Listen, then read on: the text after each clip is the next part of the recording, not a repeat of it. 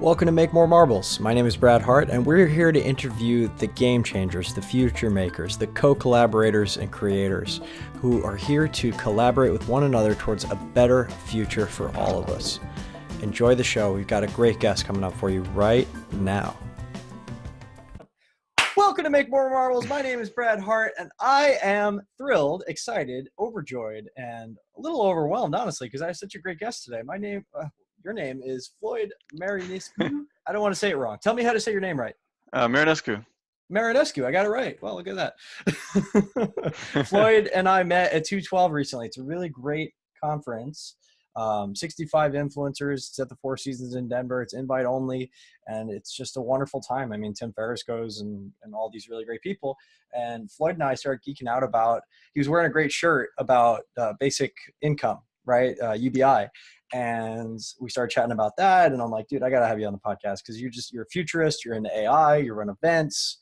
You're just a smart guy. You're in Toronto, and I want to connect you with people there. But also, I just want people to learn what's in your head. So let's get you spun up like a top. Tell us a little bit about yourself.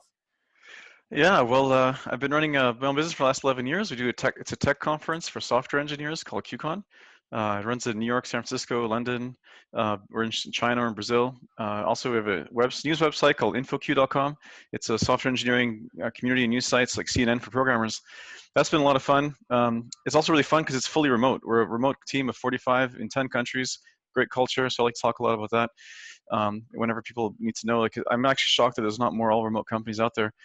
And about myself, yeah, I've always been on this personal learning path. I think a lot about how to think about life, and been a lifelong meditator, a kung fu guy, and yeah, just kind of always interested in a lot of different things. Just always enjoy continual learning. Bit of a digital nomad at times, and yeah, Toronto's basically where I was born and raised, and very glad to be here. Thank you so much. And I think we share that, right? We have a lot of diverse interests. You know, I'm really geeking out about the crypto and blockchain stuff. We talked about that a little bit. But the personal development side and running your team, what do you think some of the common threads between all these things are that really light you up or that really excite you? Or are they totally disparate? Yeah, there's a common thread. I think about it a lot. I would say it's community building, collective evolution, working together to get cool shit done. Kind of one of the unique things that I've done in my career is actually getting people to work together to on areas that are a bit unusual. For example, on our news website, we got over 50 programmers who part-time write journalistic style news. And they all learn how to write literally proper journalistic pyramid and everything. And it's a peer-to-peer model where they write for each other. And for our events, that's all curated by a committee that are also just cool people doing awesome stuff in the Valley and elsewhere, choosing and curating speakers. So I was able to run a multi-city huge conference that serves thousands of people at one point with only a quarter of my time because I was doing all my work by facilitating committees. So kind of, at least for me personally, maybe one of my gifts is sort of facilitation and the culture side, particularly in a remote environment. But overall, kind of a unifying theme has always been just things that will push humanity forward. And with my work, it has to do with technology, and in my personal life, it's other things, whether it's meditation, spirituality, or the thing I'm really passionate about these days outside of work, which is the idea of universal basic income, which I think will be a major, kind of a next major emancipation for humanity beyond all the technological progress we're experiencing. Yeah, and Floyd, you and I are very much aligned in that regard. I think where I want to see Make More Marbles one day is something that kind of does that for people. It brings the resources, the people, the systems, the cooperative aspect together for bigger and better systems that serve more people. And you're already on that path. And I like this idea. You have this community that you build, but there's also consensus among the community. So you don't have to use all your brain power or think you have the right answers. It's allowing the community to come in and say, oh, these are going to be the speakers. These are the ones we vote up. This is the code we want to create. This is the project that serves us best. Is that kind of been your experience, or was that how it planned? That's how it works. I mean, it's a unique process that I facilitate. I used to facilitate where literally we have some experts together. We meet once a week for several months. And I put through a lot of spreadsheet wizardry. We organized like idea collection, dot voting to rank ideas up and down, debating the outliers, voting again, and that's really fun. It's actually one of those fun experiences, and literally just like pulling out knowledge from everyone's brains and having them collaborate with each other and vote to actually see what's the truth. What is the truth among them, and then they all align. And so it is a lot of consensus that works well in small teams. Doesn't always work well in large companies. Companies getting big enough now that we can't do things by consensus anymore. It's a bit painful to navigate that transition because I'm kind of a low D on DISC, so I like managing from consensus, but that won't get you all the way. That's some periods of evolution. But yeah, consensus is a big theme, and yeah, it's been remarkable actually. And because I mean, in my own career, I started as a computer scientist, but I'm not technical anymore, so I have to work through the committees who are still technical, still doing cool shit, and mining their knowledge and their consensus. I love that you just mentioned the DISC profile, because that's a Tony Robbins property and something that I've taken. I'm high DI, and it becomes apparent when you talk to me more. But to be low D means you're probably also on the LORD kind of numbers process systems. Like, for example, you use the word fun and spreadsheets in the same sentence, which for me is like, I would rather put a bullet in my head sometimes than look at a spreadsheet. And when people say, oh, just look at the spreadsheet, I want to wring their neck. So what are some of the other things that you noticed about yourself and the way you manage versus maybe like a more natural, like a Jack Welch, GE, Meg Whitman type of, or Sheryl Sandberg type of tech founder or leader that, creates a different type of managerial style? And what have been some of the key learnings there that I think other people such as yourself who are really great at the data side do to lead people and manage people? Yeah, wow, that's a good question. So I've been obsessed a bit with DISC and also with StrengthsFinder. I kind of use them both internally to understand staff members and have you taken Wealth Dynamics yet or no? I haven't done that. No. I'll send you a token. Just remind me. Okay. And yeah, I've noticed that on the creative side, kind of the high I's or high D's will get things done. They don't want to be bogged down by process. They want to move things ahead. They want to live in a kind of a ideation zone. But when it comes to management, sort of the people that are on low I spectrum will manage from metrics and track systems, and high C obviously is very systematic. So yeah, I've noticed it's good to build a kind of a complementary teams. It really depends on the roles. I mean, if you have roles that are operational in nature, this is maybe my own personal experience, but purely operational roles, kind of having low I's, high C's are great because it's all about systems, high S, repetitive, exacting perfection on the systems. And areas that are more entrepreneurial, that are more like fly by the seat of your pants, things are always changing. That's where you want more high I's, high D's, for example, in sales. And because those people kind of thrive off that kind of energy. And it's fascinating because I think that these different profiles might also apply to different companies or different team sizes. I think maybe as companies get larger, you definitely need visionaries who will come in with a strong vision and take bigger risks. I'm visionary, but I'm not really a huge risk taker. And so you need that risk taking element, I think, once a company's big enough. But honestly, it really depends on the culture.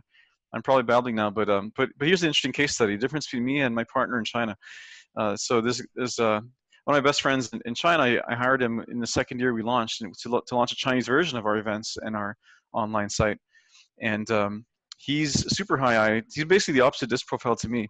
And he builds teams, gets done, doesn't get involved in details, more Richard Branson-esque, and takes big risks. And now his business is quite large. I mean, he ended up buying us out a few years ago because my conservative style was holding him back, and China was just exploding. Right? China's never seen a downturn yet. So when everything's going up and up, being managed by a more Western conservative style that's seen 2002 and 2008 can be a bit can hold you back. Versus my style is like, I want to see spreadsheets, I want to see plans, I want to see some risk assessment, and which maybe works well for the kind of business I'm in. I'm in media, right? Media is is fairly low margin. It's you need to like what you're doing. It's very repetitive, systematic. It's very depending on how you run it. You have to really like what you're doing. So my profile works well for the business I'm in, I guess. But his profile in China, he's just launching a bunch of new stuff, and I'm kind of envious in some ways, but he's also envious of our profit margins because we run a lean ship and very exacting and always like dealing with a good customer experience and repetitive excellence and stuff like that.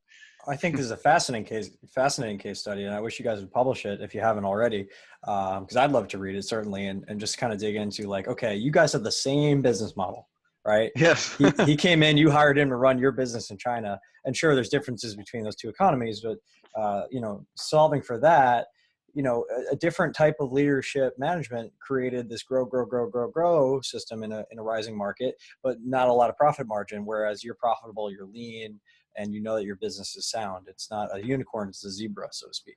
Yeah. And I just really love that. So thank you for that kind of distinction, because like, you know, you wonder what would play out, and you wonder what these pieces that kind of tie it all together are. You're looking for these first principles, right? These core first principles, like Elon Musk talks about, like Ray Dalio talks about with his intractable people problem.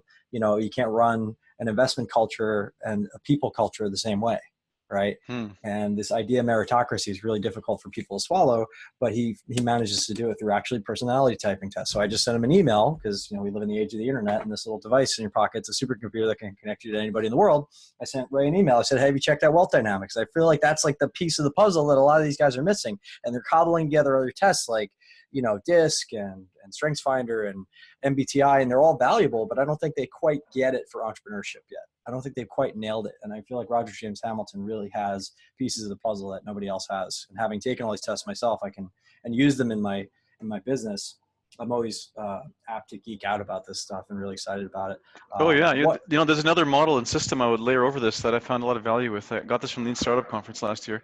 It's an older model. It's called the 3 Horizons of Corporate Innovation, and it's the idea that Horizon 1 is all your existing lines of business that are where the focus is profit, efficiency.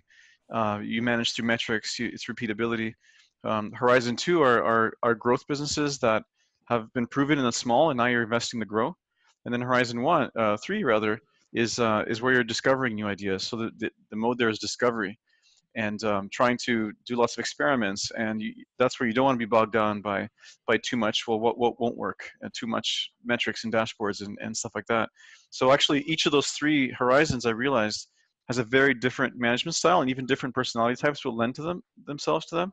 So having like traditional managers, that you definitely want traditional managers on your Horizon 1 assets, because you don't want that stuff to change too much. You want it to be run well. You want people who thrive off customer service and thrive off feeling that thrill of like seeing something execute really well just for its own sake. And Horizon 3 is where you want the impatient ones, the ones that might not work well on a traditional team, the ones that might even get fired from companies that are trying to do things by the book and following lots of rules. They thrive in Horizon 3, and the reverse isn't true. People that like things to be systematic and repetitive will enjoy Horizon 3 stuff to a point, but could find it exhausting and tiring.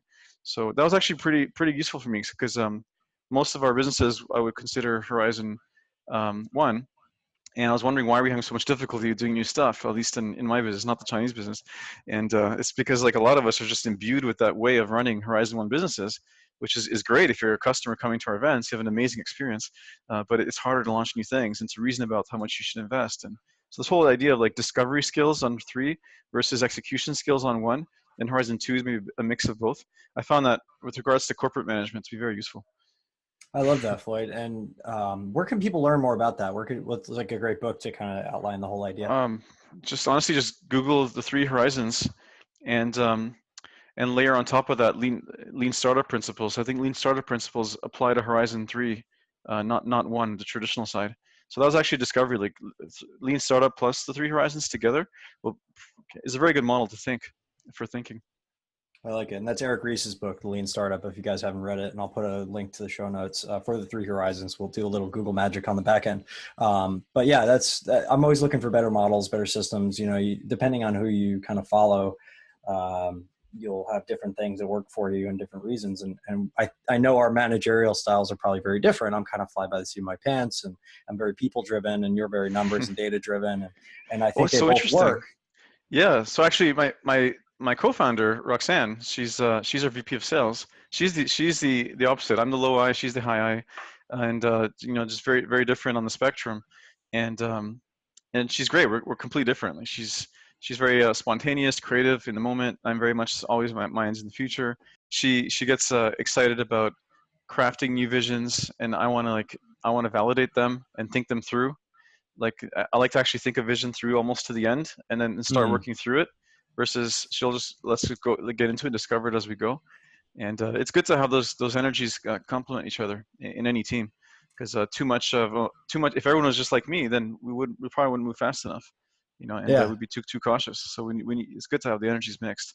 Good. And I want to kind of transition out of this only because we could really go down the rabbit hole on all these different managerial styles and company styles and personalities. And and it's kind of an endless solution, right? It's like there's so many different layers to lay on top of it. We'll keep learning more.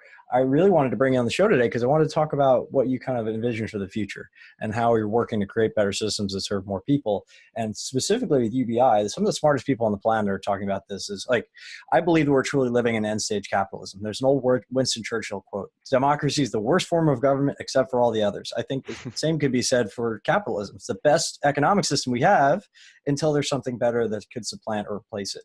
So what do you see that looking like? What can we do now to help create a better system that serves more people? And since you are a person who thinks things through all the way to the end, what do you see as some of the challenges that we're going to, kind of face with UBI, and how can we maybe head those off at the pass as well?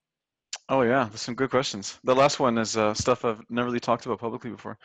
Um, so, I'm kind of an unusual figure to be talking about UBI. I'm working on a talk. I'm talking about it wherever I can. I go to very expensive business events wearing my basic income t-shirt. That's how we met. It That's says how we basic met. income is not left or right, it's forward. I And like it. and yeah, I mean, I'm devoting a lot of my spare time and spare imagination to this because I really want to live in a world where we can have a thriving capitalist innovative society with all the innovation that this kind of economic system brings, but yet everyone's boats are lifted at the same time, and we're actually preserving the cycles that are maintaining the vigorousness of this system in the first place, which is a lot of buyers, a lot of consumers, like people, people to satisfy demand. There's this myth that's perpetuated that rich people create jobs and create all innovation. We only hire people when we can predict upcoming demands. We don't hire people because we like people. Right? In fact, most entrepreneurs I know want to have as few people as possible because people just create more complexity to some extent. So we hire when we predict demand. And what I'm seeing happening due to a variety of factors is that just the amount of money in people's pockets, the bottom half of society, 47% of Americans right now can't find $400 in case of an emergency. Incomes have been stagnant since the 70s. Meanwhile, most of the gains have gone to the top 1%. If you just look at over $1 trillion of annual income used to go to working class, and now is going to shareholders and 1%. And that's a fact. I mean, compared to the 70s to now. And you imagine if that $1 trillion was still going to wages, what would have happened? How much bigger would our economy be? Would it be twice the size? All that buying power, So I envision a society where we have freedom, we have democracy, we also have no poverty, and the working poor are not desperate and are not stuck in situations because of desperation. It's kind of bizarre that our economic system runs on fear. It's kind of weird, right? Like, it's kind of depressing to think about it. It literally runs on fear, like work or die, and or work or face humiliating circumstances in the welfare trap, which is and possibly also die depending on what your medical conditions are. Right. Like And you see it in the media more than anything, right? People are hitting that fear button all the time to drive forward commerce, right? They're afraid and therefore they buy. They're disconnected and they feel unsatisfied and therefore they buy. And that drives the economic machine. Yeah, and there's too much fear in the world. I mean, fear has been, I think, is the cause of Brexit. Fear is the cause of electing populists, and I can't think of anything that would scale as well as a root solution to so many problems as universal basic income. If everyone in the country was receiving, say, $1,500 a month, unconditional, regardless of what other income you make or don't make, imagine the decrease of fear that you would have. You would have no more poor. People that are working in entry-level jobs have this cushion. Even rich people have this cushion. Like even like for me, like I could lose everything tomorrow. I could make a big mistake. The idea that I can have this insurance policy, this foundation to stand on, makes me feel like I want to take more risks. Right? How many people are hoarding money because they're just afraid, well, of losing it one day? So like if we have the sense of abundance that will come from the sense of, well, I know I'll never starve, then I think it's going to just change society. And we can. It's amazing that we have the resources to create a basic income. It actually won't cost a lot of money. Most people think it will, but it won't. They're doing the wrong calculation in their heads. So we can have a compassionate capitalism right now. We could have had it 50 years ago. In fact, this idea almost passed the House in the U.S. in the 70s under Nixon. It actually passed. Like it could have gone all the way. We can have a compassionate capitalism where nobody needs to be poor or desperate, and meanwhile we can all still be rich and still be entrepreneurs and have a much bigger economy. So like that's what I want. Like I want to live in that world, not this one. And I think there's a lot of pieces to this, so I'm just going to break down a few of them. A lot of the detractors will say something like, well, if everybody makes $1,500 as a minimum, wouldn't that just raise the prices and everything and make it as if they were impoverished again? And what do you say to people like that? The other piece that's really important to kind of talk about is, we live with fiat currency as the primary form of currency. And the ability to print money is not something that's tied to anything. Most people don't understand, like the Federal Reserve and central banks are private corporations, privately held. And they work in tandem with the Fed, with the Treasury of various countries to create more or less currency, but usually more currency, especially in this inflationary society we're living in post, major financial collapse. And most of those dollars get flooded into the market and go into asset holders' pockets because they can't print stocks and they can't print houses and they can't print yachts as fast as they can print money. So, knowing all of that, what are some of the economic forces that will control a UBI system or keep controls on the currency issue or the prices rising? And then additionally, do you see like technologies like blockchain that have deflationary possibilities as a solution? Sure. Yeah, great question. So I have a few answers to the inflation question because it does come up a lot. So people that are already well off are not going to take their 15,000 and go spend it. I mean, first of all, the people that are making a lot of money would have paid it back in tax anyway. So like you'll get it, but you'll end up paying it back in tax. But probably like if a government was to implement a basic income, they would probably have to choose a particular salary. Let's say it's 65,000, and then make small tweaks to the income tax system, such that for every dollar you make less than 65,000, you keep more of your basic income instead of paying it back. And eventually, if you have zero, you have 15,000, and every dollar over 65,000, you're paying it out. And so that's how it would be done, right? So the size of the actual population that would be spending more is really mainly the bottom third of society in terms of earnings. And what do these people buy? What do we buy? When you don't have a lot, you buy consumables. And guess what? The last 15 years, consumables have been in a deflationary position. Thanks to China, thanks to globalization. Literally, if you look at non-durable consumable goods, it's been at -2% deflation for decades. And even though the official inflation rate is higher, because the official inflation rate consists of more things than just consumer goods, right? So I can't imagine that China can't scale, Walmart can't scale, and Amazon can't scale to the needs that people have buying more daily things, right? I mean, the only band, and even like properties, like most of these people, they live somewhere, right? This UBI is not a policy that's only for people on the street. It's a policy for like the bottom half of society to like live a little bit better. And everyone already lives somewhere now. So it's not like people are going to most of them are going to suddenly start moving up to better accommodations. Maybe there might be some demand on a band of let's say if you're making like 20,000 now and suddenly you're making 30 with your basic income, you don't get all 15, some of it's taxed back. Yeah, maybe you want something a little bit better. So maybe that narrow band of rental and stuff that you can afford when you're making around 30 a year might see a bit more demand. But I don't see anything changing in terms of consumer goods and food and stuff like that. We can scale.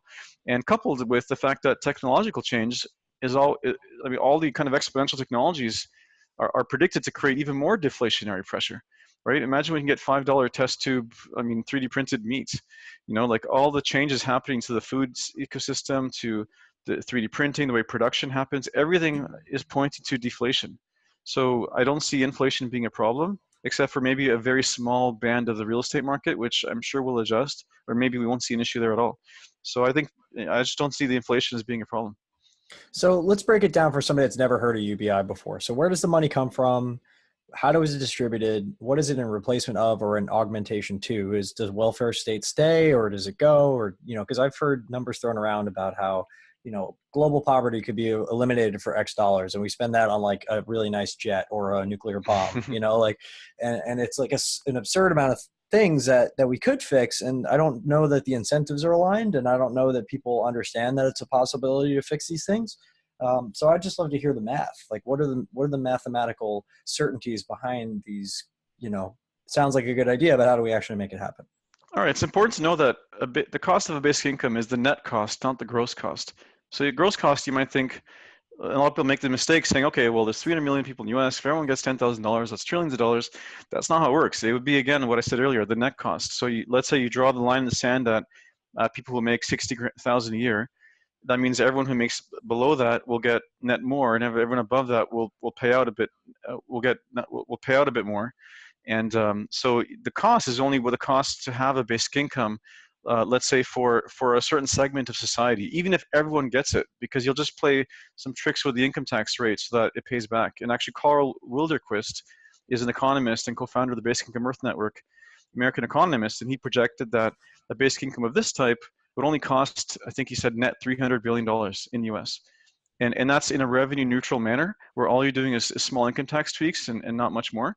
I've seen a similar projection for Canada, where I live, where in a revenue neutral manner, by canceling some tax loopholes, making some adjustments to income taxes, folding in some current welfare and social security programs that are no longer necessary, it could be done in a revenue neutral manner from the government's perspective. And for 1%ers, they'd only pay $10,000 more out of pocket, which is not a lot. I would pay $10,000 more in tax if I knew that there's no more poverty in my country.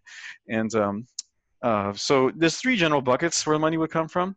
One bucket obviously is some income tax tweaks, but it's not as much as you'd expect, because again, like if everyone gets it, you can make these small adjustments so you pay it back.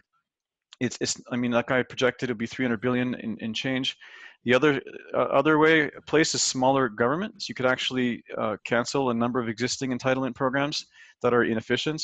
For example, I heard that I think there's a 30 or 40% overhead with food stamps, but with cash transfer programs, there's only 2% overhead, right? So like you can like there's $1 trillion a year is being spent on 126 anti-poverty programs in the U.S. You could probably cancel half of those or more. That would be replaced by direct cash transfer program like this. So a lot of money will come from smaller government, savings on existing programs, greater efficiencies. And then there's a third category, which may not be necessary, but a lot of people are talking about it. I don't have a firm opinion on this. The idea of taxing collectively owned resources. So in Alaska, they have something called the Alaska Permanent Dividend Fund. So oil revenues in Alaska have been shared with Alaskan citizens for decades now. So the average family in Alaska gets $2,000 a year, or the average, I don't know if it's person or family, just for a share of oil, right? Like, Exxon didn't put the oil in the ground; it's there to begin with. So who owns that, right? So we all own it in a sense. Republicans have proposed a carbon tax. Elon Musk says that when you dump carbon in the air, it's as if you put garbage on your street and you expect it to be picked up for free. No, but you're putting it there. It has a cost. The cost is just not visible to the consumer. So a carbon tax would capture the actual accurate cost of pollution. And then, who owns the air? Well, we all do. So Republicans are saying, let's just pay it back to everyone in the country. And there was $35 a ton of carbon emitted. You could actually pay every American, I believe the figure was, I think $3,000 or $4,000 a year in direct cash transfer. So if you take that argument a bit further, well, what else do we collectively own? A lot of things, right? Bernie Sanders' group supports a tax on financial speculation. So that could raise $100 billion a year. Who owns the stock market? It was created, right? Another thing is, I don't know how I feel about this one, but I've heard people say, well, the internet was created by society, by government, by taxpayer money, but it's free to use and people are making billions off of it now, and they didn't have to do any work to create it. I mean, it's just kind of there, right? Maybe it's kind of odd that internet companies can pay the same tax as brick and mortar when the internet is free basically for their use. So I don't really think we should tax the internet, but the point is that there's a lot of different these things that we commonly own, both natural and human-made, that could from a libertarian point of view be taxed because you choose to use it. So if you choose, you pay tax, and that's why a lot of libertarians support that idea. And the other thing to consider with the carbon tax especially is that it would actually incentivize people to produce less pollution. Yeah. Right. So if you were putting a measurable dent in the carbon footprint of the world, and you were paying as a result of that for that pleasure, so to speak, to produce that pollution, well, you would probably start to look at those bills that are going out every year and say, hey, how can we lessen our carbon emissions and do things more green? And I think Elon's onto something with that. And you raise a lot of good points as far as what could be done. What is being done? Who is succeeding in this? And then how do you present this in a way where people who don't really, it shocks me how little politicians really understand about all of the little ways that this economic machine works and how all these cause and effects relationships play out. They mostly, and I'm not beating up on them, they have a very hard job and they have a lot of constituents to deal with and donors and getting elected and all these things that take up their time. They can't be expected to know everything, but they're not economists, certainly. And they don't really understand it at a high level. And even economists, as Ray Dalio so gladly points out in his book, if you check this out yet, if you haven't checked it out, I recommend it. I've been talking about it in almost every podcast so far today because it's front of mind. There's no incentive for them to learn because they don't lose money if they don't know.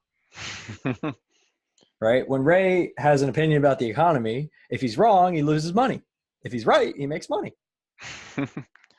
So there's none of that incentive to really learn. So I'm wondering, like, how do you put this in a way, because I want to solve this problem. How do you put this in a way where everybody who needs to sink their teeth into it and get behind it can sink their teeth into it and get behind it? There's kind of three major vectors on that I've thought of, and it really depends who I talk to. I might go take one or the other. One is fear.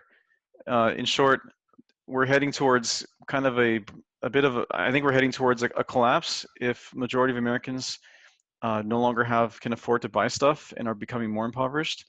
That kind of inequality historically has always led to wars, revolution, or plagues or worse. And it's happening. Just look, you can look at all the graphs. Yeah, we're moving towards, if the current trends of gains being earned by one percenters compared to everyone else being stagnant or losing out and getting poorer and poorer continues, that's going to lead to something that resembles a feudalism, and eventually you're going to have revolution because we're beyond that. We've moved beyond that. We're past those times. So, like, from an economic perspective, I'm really concerned as a business owner. I'm really concerned because maybe it's not my current customers, but my customers' customers or their customers' customers are getting poorer, even while a certain segment of society gets richer due to innovation, technology, and all those things. And I don't think that the deflationary opportunities that new technological innovation is bringing is going to be enough. People can't eat their iPhones to a certain point. Like, people can't participate fully in democracy when they're just worried about living check to check. So one direction is fear. Like, literally, the economy is moving in a direction where the majority cannot participate. Majority don't have the freedom to participate in a practical means. And I find it interesting that, a lot of libertarians I know seem more concerned about the freedom of a few people to pay less tax, the freedom of majority of the population to actually participate and be able to afford stuff and actually have a good life and to make decisions that are long-term based and not based on what you need tomorrow. It's a very strange perspective on freedom that those particular friends have. And so one direction is fear. I legitimately am afraid, right? Because we just haven't seen this level of inequality, and it's getting much, much worse. And the trends are pointing it to accelerating. Automation, AI, we haven't talked about that yet. A lot of credible institutions are predicting that half of all jobs will be gone in the next 20 years. I think the speed of that will be so fast that we're not going to have new jobs replacing it fast enough. There's going to be a generational shift until there's enough new jobs, if there's ever going to be enough new jobs, because a lot of people are saying that repetitive work simply will be taken out by robots permanently, and there's just not going to be enough there's not enough creative work. Not everyone can be a book writer, or a graphics artist, right? So, there's just not going to be enough work. So there's not enough work. What happens to the morality we've had about working to be a good person, and everyone should have a job, and the concept of full employment, what happens to that morality of work if there's not enough work? And already in the last 30 years, there's not enough good paying work. Why? Because we're also competing on a global scale where there's 2 billion new people entering the workforce that can do all the same internet jobs we can. And, my company exemplifies that. That's kind of what got me really interested in Basic Income initially, is that, I hire people all over the world. When you're remote, it doesn't matter where you live. So I hire as many people as I can in emerging economies because I can afford to hire more people. And my company's bigger and I can be more competitive. I do hire in Canada and US. I hire in the UK as well. But the majority of our companies in South America, Eastern Europe, because we can. And most of the entrepreneurs I know have virtual assistants in the Philippines, like the single entrepreneurs. Like, why would they pay someone local 3-4 times the salary if they can avoid it? So this is the world we're living in. It's not just factories, textiles moving to Egypt, and iPhone production moving to China. It's thinking work too. And people don't get it. It's like, literally, like, there's so much competition that people in their 20s today, I don't think will have the same upwards mobility as they had in the past. And not everyone can be an entrepreneur, despite the hype.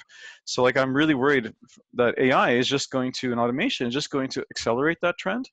And, imagine, just truck drivers alone accounts for like a few percent of the whole US workforce. Yeah, I think it was like 3% of all jobs are driving jobs. or connected to driving jobs like truck insurance, mechanics, truck stops, all that stuff. What's going to happen? So I'm worried it's going to get a lot worse before people wake up and realize our old assumptions just don't hold anymore. We can't just assume everyone who's hardworking can get a job. And if they can, sure, they're going to be working on minimum wage. Minimum wage is a bizarre concept. So what relevance does minimum wage have when you're in a globalized world? So I think basic income is the best solution, is a better solution than minimum wage, because people can have their basic needs met, and they can negotiate from a position of power because they know they can move somewhere else instead of needing minimum wage, which in some ways creates more pressure on business and actually can make people want to automate and globalize even faster. So I'd rather see a basic income than any of the old laborist solutions, so that people can actually have power to negotiate on their own. So to answer your original question, how do you present it? This one vector I just gave you is the fear vector. We're in trouble if we don't. Another vector is the opportunity for humanity vector. Like imagine if everyone had the power to take a long-term perspective. Like I talk a lot to wealthy business owners about UBI, and I say, the real wealth that we have is not money, it's long-term perspective. It's absence of fear. We can actually make decisions for the long term and not worry about tomorrow. Imagine if everyone had that. How many more people would find themselves in the real vocation they should be in, the real thing that lights them up, gives them passion, instead of being in a certain job just because they're worried or scared. Mark Zuckerberg said in his Harvard address that if he had to worry about feeding his family instead of learning to code, he wouldn't be where he is today. I wouldn't be where I am today. Like I actually bought a rental property in my mid-20s, and gave myself basic income effectively. And because I had that regular annuity stream coming in from rental income, is why I had the confidence to quit and start my business. I might not have quit. I might have stayed in my exec job that was doing really well at the time because it was safe. So if imagine if everyone can take that long-term perspective. Imagine the emancipation capability benefits for people that are in abusive situations. Like I wish my mother had a basic income, because she would have had a stronger leverage point with my dad. And I grew up and there was a lot of tension in the household, and I wish it would have been a bit more loving. There's already evidence from the basic income trials in Kenya that marriages have been improved because the women are more emancipated and have more freedom and more say. Guy Standing, who ran the basic income trials in India, he noticed that the villages he was visiting over the 3-year trial, women were wearing less and less of the facial coverings typical of the cultural background, and he asked them why, and he said, well, the elders no longer have sway on us, we can do whatever we want. So women stopped wearing veils. So so imagine if you could leave an abusive job or an abusive personal circumstance because you're not afraid of how you're going to eat or how you're going to feed your children. And these are the problems that stem from, decoupling economics from humanity.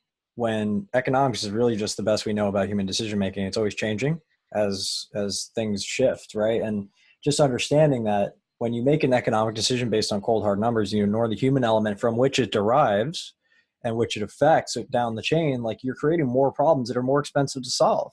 You're making a bad economic decision by making a good, sound economic decision. I use bunny ear quotes to kind of frame that. But how do you get people who are really moving the needles to see all these cause-effect relationships at first, second, third order consequences of what their actions are?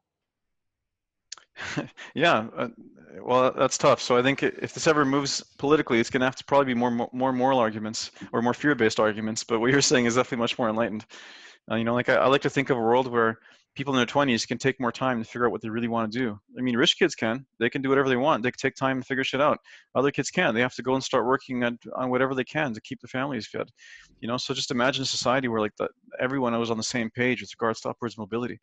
So, another argument I hear a lot is the value of work. Why do we only give value to paid work? What about unpaid work?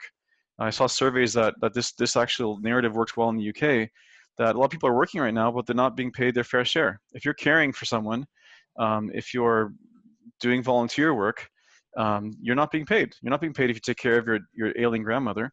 Maybe by you taking care of it, she's less of a drain on the system overall, and on the government for other kinds of benefits. But we don't think about that. There's a funny saying I heard some French philosopher said, before before I married my maid, she was contributing to the economy. After I married my maid, she's not contributing to the economy. But it's just the same work, right? So like, what the heck? Like, or like, you can, if you walk your own dog, you're not being contributing to the economy. But if you hire someone to do it, you are.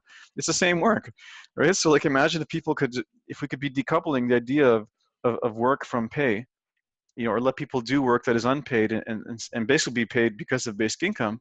What would happen to volunteerism, to civic engagement, to the strength of our society, to the sense of collective responsibility that we have? And that's why a lot of libertarians like Charles Murray, his vision of basic income is very extreme. He wants to cancel almost the entire government, just give everyone money instead, because he thinks that will bring back the sense of civic collective duty and responsibility and that kind of national spirit.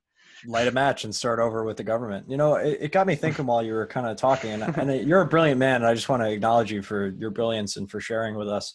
And I'm grateful on behalf of everybody at Make More Marbles for you doing that. But I just had kind of like, I'm like, let's just hash out a thought experiment here. Okay, so now we have new technologies which can track things and sense things in ways that we never have before. So it would be possible, theoretically, to begin to log time doing tasks that are not necessarily valuable from an economic standpoint, or people aren't lining up to pay for, but are still necessary and create a third and fourth order consequence, which is a net positive benefit. Right. So I'm not talking about, hey, you went Grand Theft Auto and beat up a bunch of, rival drug dealers, and that's how you spent your time, and that's therefore valuable. I'm talking about, like you said, the people who take care of their grandma, and she's not as much of a drain on the system as a result. And how do you track and log that time and maybe derive a benefit from just being a good person, or whatever we kind of all agree would be a real help. And then using sophisticated models of supply and demand, allow people to do more work that is beneficial, but not in high demand, and take the onus off of them selling their services as much, by using collaborative consensus and real time demand models, and then maybe the blockchain or some model where we could all verify and transact in that way, allowing people to then be ultimately paid or derive some benefit in exchange for that service to the society that they live in. Well, what you're saying is already happening economically through the gig economy, but you're talking about something much grander and more futuristic. But the gig economy is another lens we haven't taken yet, which is like a lot more work is becoming fragmented. The idea that someone starts in a career, does the same thing, and grows for their whole life is just not true anymore. Especially young people are getting in gig jobs. So when you're in a gig job, you also don't have the safety net of employment and all the employment taxes and all that stuff. So you're kind of left in a very precarious solution. I will come back to your point, but this is an important point to make. One of my heroes in the basic income movement, Guy Standing, says that there's actually there's a new class called the precariat that didn't exist before. The precariat is below the proletariat, which is the old working class. The precariat is people in a precarious working situation where they don't have really any long-term security. They're doing a variety of different things to kind of get by. They're hustling, maybe like 20-something entrepreneurs, they're in the precariat. They don't have the protections from the state or that typically you'd have in a long-term profession that you would do. And the precariat is precarious. And there's kind of two halves to the precariat. There's the old working class that have been made obsolete, that are going to vote for the most right-wing populist view. And you have the more left-leaning younger people, highly educated, who are going to make less money than their parents because there's just not enough opportunities around. And they don't come out and vote because no one's speaking to their needs. And that's why you have elections where a lot of things are moving to the right. It's kind of driven by fear and lack of opportunity. So I think the precariat is an emerging issue we need to think about. So, but it leads into the gig economy. So yeah, I mean, we're creating apps and systems to gigify almost everything, and it is being paid. And but what you're saying is something far beyond. I think there's a tinge of means testing in what you're saying. Means testing is a term from welfare, that you only get the benefit if you prove you did some work, right? And one of the principles of basic income is bringing more trust into society, where we trust that people will do the right thing. That's a great point. Yeah, absolutely. With the money that they're given. So let's not move towards another more fancy versions of means testing. Yeah, I mean, because say one person's garbage is another person's gold, right? Who decides what something is worth? But I guess you're going to say the blockchain does, or whatever. Yeah, I just don't know, and I'm not here to say I have the answers. I'm here to have great conversations with really Okay. smart people who think about these problems. So, Mm. don't ever take my ideas as anything more than just literally spitballing in the moment. And if they tend to be genius, then you Mm. can say, "Oh, Brad came up with that." But Well, here, every once in a while, I strike gold. here's a crazy idea. I think about this, I don't know, once a week. So Eric Weinstein, who's one of the top advisors to Peter Thiel on Peter Thiel's like investment foundation or something. I hope I got the right name. There's an article interviewing him. You can Google it, called "Why Capitalism Needs Socialism," and it's actually not really about capitalism and socialism, but it's about Eric's crazy views. He's saying like, what if, well, if you look at the entirety of human history, it's a brief blip of time where maybe it was a coincidence that for the last century, which is again a blip in human history, there was the conditions where there was enough work, at least in some countries, to make where people can have enough wage that would happen to be more than what they needed to live and actually have a good life. What if that's a coincidence? Like it's kind of scary to think about, right? But it might be a coincidence. So if that's true, then we might go into a future with Eric says that he is both hyper capitalist and hyper socialist at the same time, because we might end up in an environment where there's just crazy amounts of innovation, technology shifting, but there's just not enough money for wages for people to actually live and participate in society. So what happens? Do you move to a dystopian future, like in Hunger Games, or in movies like that, like Aliens, where like it's corporations sending people to space, and people back home are all like dying in gas pits or something, like they saw in those movies, like crazy stuff? Or do you move to a future like Star Trek, where we've moved beyond money, and work is no longer about money, it's about meaning, and it's about exploration and discovery. So Because I think we're everybody's needs are met. Yeah, that's basically the premise. Is in Star Trek, everybody's needs are met at a high level already, basic needs, and it's just yeah, basic needs. self-actualization that's the thing that they want to go after. Yeah, basic needs. So you asked me a question earlier in this call about how could this go out if I envision the roadmap for this to become true. Well, what's happening right now is that there are a lot of pilots happening. So there's a pilot. Y Combinator is privately funding a pilot in a couple of U.S. states. It's launching this year. They did a test pilot last year. So they see what's coming. Give Directly is a New York-based charity that raised $30 million to do a pilot in Kenya for 26,000 people, which will have 3 cohorts. One cohort will get money over 12 years, one will get over 2, and one will get it immediately. That I think is one of the most important pilots, because the 12-year cohort will be most reflective of a basic income, because you can make long-term decisions with that money. Ontario, where Toronto is based, is having a pilot that launched a few months ago. 4,000 people will get a basic income in 3 towns. Barcelona announced they're going to do a pilot. Scotland's going to do a pilot. The government in Vancouver said they're going to do a pilot. The Hawaiian legislature passed a law that they're going to explore basic income. They haven't announced any pilots yet. There was a pilot in India. There was a pilot in Canada in the 70s. It's one of the most well-cited pilots, called the Mincome, Manitoba Minimum Income Pilot, which showed positive outcomes. People didn't stop working, and health outcomes were improved. People had less hospital visits. It made a big deal. It was a big deal. In Finland, there's a pilot running right now. The pilot in Finland is interesting, because what they're trying to see is they're giving the money only to people that are currently on welfare, to see if people actually start working, because welfare creates a perverse incentive. If you start working, you lose it. With basic income, you don't lose it. So you want to work. Who doesn't want more money, right? So there's a lot of theories that basic income would replace the welfare state and actually incentivize work, because you just have more. So Finland is focusing on that. So I think what's happening now is that all these pilots are interestingly timed, because 2 years from now there'll be real credible data and analysis based on these pilots. 2 years from now is the next U.S. election, so there's going to be real credible information that can be part of the debates that we just didn't have. We don't even have now yet. Now there's a few studies there, but there's one in India, there's one in Canada from the 70s, but there's not actually a lot of studies with a real basic income. So let's assume those pilots go well, because the early ones went well. They all showed positive outcomes. They didn't show people stop working. The ones in India didn't show people going and buying booze and doing nothing. Actually, people worked more, not less, because they started investing in their own entrepreneurial capabilities, because they had a chance to do that, especially in the poor villages. So those pilots, I think they're going to turn out good. We're going to learn a lot from them, and then hopefully there's enough public interest in it by then that people start lobbying the government that we should explore this. And if it doesn't happen due to positive reasons, I think it'll happen due to negative reasons, because the economy is only getting worse with regards to buying power of most of the society. And I think Brexit and Trump again are just early warning signals of that, the Occupy movement. So inequality is just becoming more and more of a mainstream media discussion these days. Hopefully it doesn't get too bad before it gets better and people implement something like the basic income. And then, because I like, you like the futuristic stuff, but let's say that the things that the AI people are talking about come true, and like in fact, there's actually not going to be enough work, and we move to this post-work society. Well, probably Eric is correct. We're going to have to redefine what are all of our ideas around wealth, or around livelihood, around work.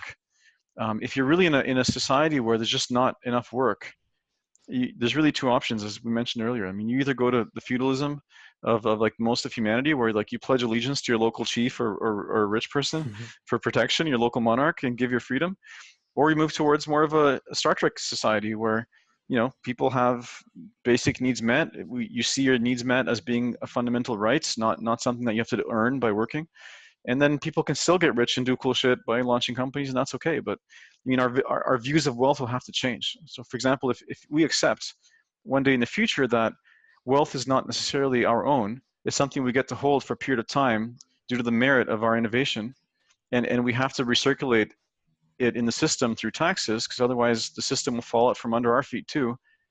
I think we'll have to get to that point. If we don't get to that point, we're moving in a dystopian future. A utopian future, I think, is one where we go back to like what we had in the 50s and 60s, where we pay top marginal rates because we understand that this is what's needed to have a healthy, vibrant society where everyone can participate and people can still buy our shit. Where we pay, for example, what Thomas Piketty talks about, which is a wealth tax. He believes that we will avoid all future economic cycles that have caused massive human disruption if we just have a wealth tax, like of say, like maybe if you have more than 10 million net worth, you pay 0.5% of your net worth per year, regardless of your income. If you have more than like 100 million, you pay 2%, or maybe if you have more than 500 million, you pay 5%. Do you need to have more than $500 million? Pay 5% back to society every year, not to government or the state, but back to your fellow man, because they're providing the conditions for you to be rich, right? And so I think long term, our views of wealth will have to change. And yeah, go ahead. No, there's a couple pieces that I want to dive into a little bit sooner, or a little bit deeper. And do you mind just going over a few minutes? Is that okay? Let's do it. Yeah. All right, cool. So perverse incentives. So this is a conversation I've had privately with a few of my really wealthy and influential friends. For example, Ryan, I love Ryan Moran, capitalism.com. I think he's a brilliant entrepreneur. And we talked about the ideas of, he's obviously a big fan of capitalism. He owns the domain, of, changing some of the incentives around. And you started to kind of dig into the perverse incentive of, for example, welfare, keeping people from actually going out to work. And when they don't feel that pressure anymore to not be on welfare, or to be on welfare so they don't lose their benefits, then they go out and start working, because now they can have their cake and eat it too. So what are some other ideas in perverse incentive that you see in society that need to be shifted around? That's my first question. And then I would also like to really dive into this wealth tax and some of the other models that have either been tested or tried, in addition to UBI. Okay. Your first question. Wow. Can you ask it again? Yeah, absolutely. So these perverse incentives, right? I believe that a lot of incentives in society are out of whack for a lot of different reasons, right? People ultimately, they want to increase their own selfish means and benefits, and it's really difficult to see past maybe first, second, third order consequences. And it takes a really, I think, aligned person, a person who has kind of seen both sides of the argument and can kind of be really empathic towards others, that the average person just isn't going to get or really even agree with. They're going to worry about, how can I make my experience of life even better as a result? And the incentives to do that, you have to almost kind of pre-think through, how can we align economic incentives to not only help the individual, but also help the whole, right? And then kind of build into the system rewards for doing so. So when you talk about perverse incentives, I want to know where the other pieces you think are kind of hurting us more than they're helping us when you consider the grand scale. Because evolution, and Ray makes this point in his book, it doesn't really optimize for the individual. And when the individual optimizes for himself, they typically get pushed off to the side by evolution. Evolution's theory is what's the best and highest good for all concerned. And nature is an example of this. Nature is always self-selecting for decisions that ultimately benefit the whole and not the individual. So you can call it ego versus spirit. You can call it a lot of things. But what are some other perverse examples of incentives that just aren't in line with the greater good? Wow. Okay. This is fun. Well, I mean, we already touched on welfare. It is a perverse incentive. It's also humiliating because people have to jump through hoops and do the tango to like prove that they need the money in many cases. And I've heard people talk. I mean, I heard people talk bad about people that are faking insurance pains to make money off insurance. But the system's set up that way. You get a lot of money for acting. It's kind of terrible. So let's do away with all that. Let's trust everyone. Let's be partners in everyone's growth instead of being paternalistic and judging people and saying you get this only based on certain conditions. So we've already touched on that. What's another perverse incentive? Well, there's all kinds of tax credits and loopholes to special interests. Those are perverse incentives. I would say campaign financing is a perverse incentive. If there's a lot of movement towards public financing, so it takes out all the special interests. But if billionaires can buy elections, and honest people can't run because they can't afford to run or just don't have the access to billionaires, then what happens to democracy? Right. So I think private financing of campaigns is perhaps a perverse incentive. Yeah. What else? So yeah, I mean, so far we've obliterated the tax tranches. We got a flat tax. We got basic income. You got no campaign finance by private corporations or wealth. And you start to kind of paint a picture of what's possible when you just level the playing field across the board. Everybody gets a certain amount of money. Everybody pays a certain amount of tax. Everybody contributes in a certain way. And then ultimately everybody who is really benefited from that system gives back in a mandated way to the people at the bottom that are still getting started. And it's a way to just invest directly in their growth. Completely. I mean, monopolies are a perverse incentive. I mean, there used to be an ethos in Western democracies that monopolies should be broken up or because they do antitrust type behaviors. But once you're a monopoly, then should you still be capitalist? If you're a monopoly, you're no longer necessarily serving the needs of society. Capitalism works best when there's vigorous competition, right? So like there's some argument that why maybe monopolies should be taxed more, either taxed more or somehow encourage innovation, because innovation kind of moves in stages, right? Once something is late stage, laggard stage innovation, I mean, that's when you have companies that have consolidated and are just milking the cow, and they're not actually offering a lot more value, right? And versus early stage trends where like actually there's a lot of vigorous competition and healthy marketplaces forming. So I think there's a really good book called it's by Nick Hanauer and Eric Liu. Nick Hanauer's one of my heroes right now. Is he the guy? No, it's Bostrom. I'm thinking Nick Hanauer is the guy who invested in Amazon early on, right? And then wrote the Plutarchs, the pitchforks are coming for us, or whatever. Pitchforks are coming. For the plutocrats. That's right. He says, "Beware, fellow plutocrats. The pitchforks are coming." And his book with Eric Liu, it's called "The Gardens of Democracy." Very good book, and very stimulating when it talks about the role of the economy, the government, and people. And he kind of cuts through left and right arguments and talks about how a good role of government is to see the economy as a garden, and the role of government is to be a good gardener, which is like set the vision, set the long-term direction. Don't pick winners and losers, but just kind of set what the game is. Make a good game that's challenging and gets people engaged, and avoids, because if you don't garden well, the weeds will take over. The weeds will grow at their own pace. They don't know what the system's trying to accomplish, right? So they see a different vision. It was a really good book. I mean, he mentioned in the book that monopolies are not necessarily good for the economy. So maybe that's first incentive. And you actually just hit on my point, is that the game is set up so that the people who play it well, they generate more wealth, right? But the game is not set up to incentivize everybody to win and collaborate together to win more. It's set up to compete, and end stage competition is AI, robots, and a different society, which could go either way. But what we do know is that competition for the individual human is already becoming almost a joke, right? How are you going to compete as an individual with Amazon? And they would say, create another startup or disrupt them. Yeah, sure. But that's not a solution that scales to all the people. It's a solution that scales to the 1 in 10,000 that actually gets it right and compete with Jeff Bezos at his own game, as not an incumbent, but as a upstart. Yeah, and well, and typically I think, hmm, when I look at a high level, a lot of innovation has happened. A lot of the disruption has happened is because there's been new games. Effectively, the internet was a new playing field, right? And like in Canada, Sears, which is one of the most iconic old retailers, is shutting down. And they were just an old school fancy retailer. And so like when there's a new game, a new arena to compete in, the old monopolies are still very profitable in their area, and they don't see this new arena. The new people go in that new arena, but those are like generational changes. Those don't happen fast, right? And so yeah, this is an area that I'm not that versed in. Yeah, but it Yeah, just kind of it gets you thinking about solutions and not problems, right? Yeah, we can see the problems, we can point out the problems, but how do we create a better game that serves more people, right? It's fun to play, it's equitable for everybody, and it's not a participation award, right? There's still benefits and upside for people who want to work harder or do more, add more value, whatever. yeah. But also, we don't miss Well, the first of point all, and have everybody die as a result of not being able to feed yes. themselves. Well, I think we need to get back to the compassionate capitalist ideals that were prominent in let's say 80 to 100 years ago.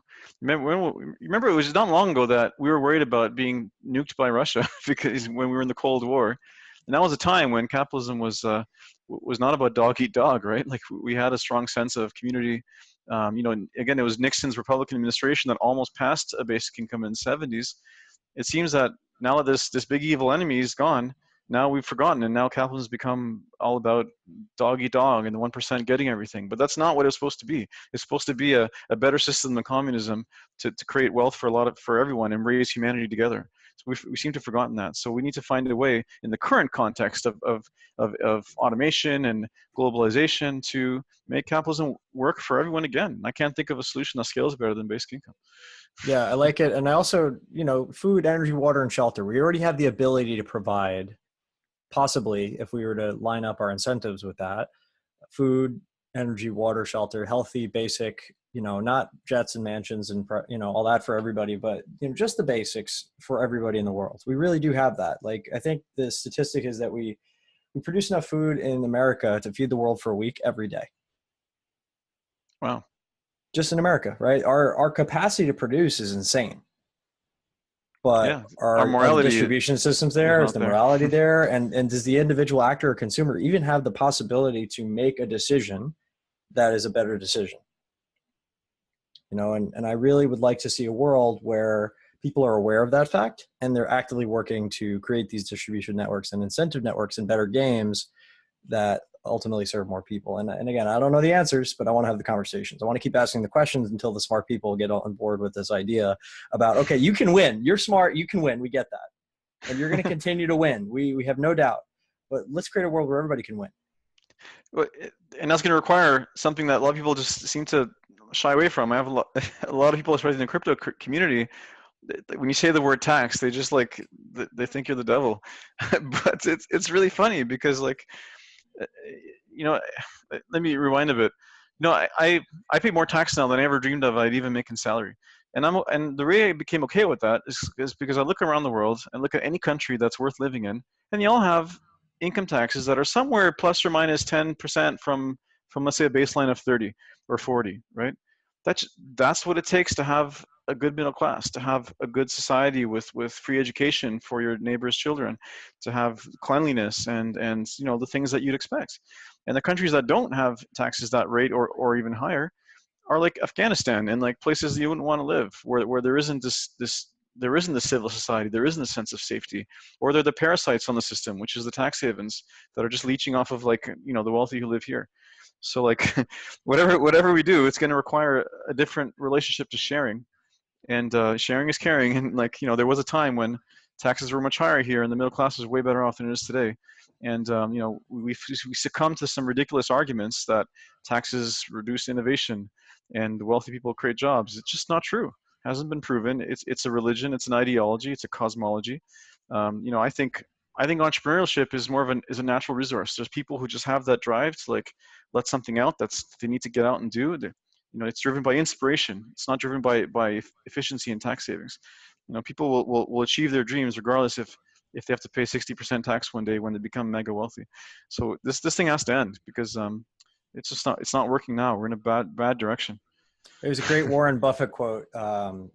Somebody told him, hey, if taxes were regressive and the more you earn, the less you paid in tax as a function of percentage, people would work harder. And he says they are, and they don't. I pay less in taxes than I've ever paid before. And guess what? There's not a whole lot of people up here where the air is rare. You know, they're just not going and striving and doing that. It's just, it's a fascinating system. I would really love for more people to just be aware of what's possible and have a deep desire to make it more fun. Like, who wants to be on top of the mountain and be alone at the end of the day? Yeah, totally. It's a lonely experience to be mega wealthy and successful and just have nobody to share it with. And you don't really get there. You don't realize that until you get there. And now looking back on your life, I'm sure you've had your entire social circle shift around as a function of creating great wealth, and you're doing a lot of great things for many people. But hasn't your life changed from what it was when you were kind of just, you know, figuring it out? And isn't some of the magic gone? It's changed a lot, but I'm very happy and fulfilled that I still have my friends from grade 6 and we still hang out, and that hasn't changed. That's awesome. Okay, cool. Yeah. So your experience of wealth creation has been different than mine. Maybe that's why I'm so screwed up. But you know, I had an experience where a lot of money came into my life in a very short amount of time, and it changed my entire social circle. And I managed to work it out since then, but I was just curious what your experience was. But you know, now I get to go to events like 212, which aren't cheap, and meet cool people. And I couldn't do that like 10 years ago. Now you asked a question earlier about the wealth tax, and I think you're asking about how that might play out, I think, right? Yeah, I've heard that name thrown around, and I've just never heard of a practical way to describe it. In this system of, if you have X amount of wealth, you pay an increasingly large percent of it in tax every year. How does that kind of break down? And has anybody tried that or piloted it like they piloted UBI? Yes. So this was more popularized by the French economist Thomas Piketty. He wrote a really important book called Capital in the 21st Century. It's been called one of the most important contributions to economic thinking in the last 50 years. And he analyzed, with the latest data and latest techniques, like the last several hundred years of demographic and economic data from all the major Western economies to see how inequality and wealth and economic growth all relate. And he sees that we have these huge cycles where extreme inequality will lead to cataclysm, war, revolution, or worse.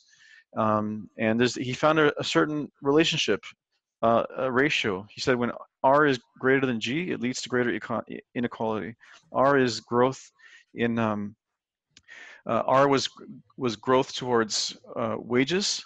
So when R is greater. So R was investment in new things, which effectively means investing in people and machines, is greater than G, which is the return on assets. So if you have a lot of money, you throw it into an investment.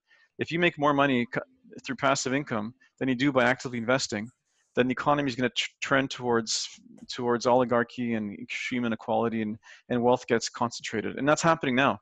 There's so much news. You may have heard headlines about all these share buybacks happening. Companies are recapitalizing, are buying back their shares instead of investing in new products and projects. So we're now in a situation where R is greater than G, and if you look at some of the graphs in Piketty's book, it's moving in a very quickly in a direction that resembles, the Victorian times, and the times of most of humanity, where you had the mega rich and you had the peasants, and that's where it's going. So he believes that the best, the most scalable way is a global wealth tax, where countries all cooperate to so that you can't hide your money in some tax haven, and it can be very small. Like it could replace property tax, for example. Property tax is kind of weird because you pay it even if you have a mortgage on your property and you don't actually have the equity. So do away with all that. No more property tax, none of that. Instead, just tax net worth, and maybe it's like, I think 0.5% for every dollar you have over $500,000, and maybe it's 1% over your net worth of $1 million, and 1.5 over 10, and 2.5% if you have more than 50 million in net worth. This is implemented in Spain and in France. Spain's is actually higher. I think the top marginal net worth tax is 3%. I haven't really been able to understand if it's worked or not. A lot of the articles about it are not in English. In France, though, it's raised, I think 5 billion a year, not as much, and I think 800 mega rich left the country because after they implemented it, and which is why Piketty believes it needs to be worldwide. So because they'll always play the shell game, and if there's not an incentive to, like a fearful incentive, so there's got to be a carrot and a stick. right? There's got to be a benefit to them, and also, you know, a big penalty if you don't. I mean, rich people can fight legal process all day long and still stay rich, and it's not something that most people could do. You know, if the average person doesn't pay their taxes, they're going to jail. If the mega rich don't pay their taxes, it's, you know, Yeah. suffice to say that they could probably get out of it. So, you know, it seems it's controversial in some circles. You know, libertarians will call it, like, you know, forced appropriation or whatever. But that's because we still believe, and I don't think this belief will last the next 50 years, that wealth is belongs to someone. Is, you know, they owned it and they earned it and they grew it. But today, any business that gets started today is built on the shoulders of our past generations. You know, I didn't invent the internet, and I became wealthy from an internet business. So, you know, like, could Zuckerberg have created something to the scale of Facebook 50 years ago when there was no internet? Of course not. You'd have to have created the network first, right? So, like, the idea that our wealth is our own and we built it with our own hands is just not true. Our wealth is community made, and I think at some point we have to accept that a moderate recirculation on an annual basis is healthy, and the system needs it. And it's not like someone stealing our money at the gunpoint, which, like, libertarians like to posit it for some reason. It's just a way to keep the system healthy. And there is an interesting twist with the whole blockchain thing. There are libertarians who have said that they would agree with a land value tax, because, you know, the land is owned by everybody. So if you buy land or property on land, well, that's your choice. So you should pay tax on it, and the amounts would be significantly higher than property tax. I actually think that if the vision of a lot of my cryptocurrency friends comes true and governments lose control of monetary systems, it's all blockchain and Bitcoin, then probably income tax will have to stop, and then you'll have to go to a land value tax, because you can actually measure land. You can't argue about that. There's either land or there isn't. So and it's possible one day that through blockchain type stuff, you could have a net worth tax that's based on physical assets. You could categorize every device in the world put a value on it, and you pay a net worth tax based on that. It's all system generated, and maybe there's no more income tax at that point. I mean, that's a different contract, right? Make your money faster, but then pay based on your net worth afterwards, because the system needs to survive. It might happen. Yeah, it's actually a really interesting thought. I've gotten so much out of this conversation. I know the people listening have as well. But this is the Make More Marbles podcast, and as grateful as we are for you sharing what you know and for allowing me to pick your brain for so long, we also want to give back to you, right? We want to know. We call it crops, right? Connections, resources, opportunities, people, systems. How do we connect you to the things that you need to move your mission forward faster? Wow. Well, I mean, in terms of my business, if you know any developers, tell them about QCon, and check out InfoQ.com if you're a programmer. And yeah, I mean, that's a very different niche from probably the listeners of this podcast. And you know, kind of in my personal philanthropy now is advocating for basic income. So if I never spoke at a TEDx before, if anyone wants to suggest me to their local TEDx, or and also say, if you're moved, if you want to live in a world with basic income, consider donating to some of the advocacy efforts going on right now. If you want to make Such a big as, yeah, you know, the one there's a few in the U.S. If you want to have the Economic Security Project was funded initially, I think, by Chris Hughes, the former Facebook co-founder, and a few others. That's almost like a VC fund for other basic income projects. They've disseminated their endowment to a number of different basic income projects of all sizes. They gave Y Combinator money for their pilots. They're funding people on Patreon who are writing about it. They're at all levels, from big to small. They're actually helping make basic income happen at a grassroots level. So you give them money, then you know that it's going to be spread in the right way. There's a project called Bootstraps. This is actually amazing. There's these two film producers that are personally creating their own basic income experiment. And every dollar you give them will be given to other Americans that are in unfortunate circumstances, and they're going to film them. And 2 years later, they're going to actually release a documentary about basic income. And the reason they're doing their own pilot is because the other pilots won't give them access to their people, because then it's going to change the pilot. So they're actually finding their own people. So if you want to have a big impact on a small project, get in touch with the Bootstraps folks. Tell them that you heard about it from me, and and that's cool. And they're really nice people. Like, they're angels. I'm blown away by the amount of personal time, energy those two are putting in, Conrad and Dea. If you're outside of the U.S., if you're in Canada, Basic Income Canada Network is where to donate. Worldwide, donate to the Basic Income .org, which is BN, which is the 30-year-old organization that's been pushing this. Yeah, or Give Directly is a good one too. They're funding the Kenya trials. So yeah, my ask is consider funding those. Help me get more speaking gigs on this, and champion it yourself. Thank you for having a clear and concise vision on how we can help too. That actually really helps out a lot. And I'm going to ask you offline a couple things just to clarify and verify. But thank you, Floyd. Thank you so much for being here. And I knew from the moment I met you that you were a brilliant man. I just had no idea how brilliant, how much you thought about all these subjects. So I'm grateful on behalf of everybody at Make More Marbles. Thank you for being here. And thank you for running over. I know your time is valuable and we appreciate you being here. Thank you. Thanks so much for listening to the Make More Marbles podcast. For more tips, hacks, and strategies to create an amazing, abundant life in your health, wealth, and relationships, whatever that means to you, head on over to makemoremarbles.com. Check out our cool explainer video about what we're about and join our community of entrepreneurial game changers. We want to help you level up your life in every possible way. And don't forget to subscribe to us on iTunes, Stitcher, or Google Play, wherever you listen to your podcasts, and please do leave a review. Thank you so much, and we'll see you on the next podcast.